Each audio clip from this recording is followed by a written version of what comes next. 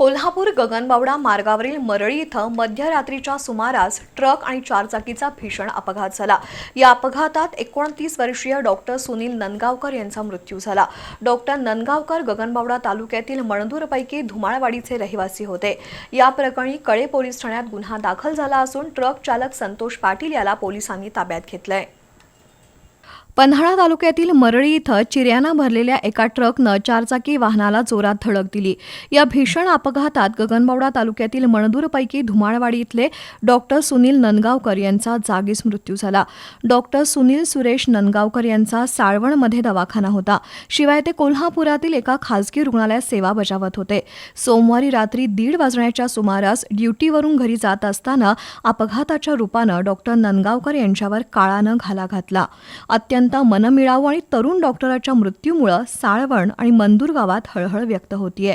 Doctor Sunil नंदगावकर यांच्या पश्चात आई, वडील आणि भाऊ असा परिवार आहे।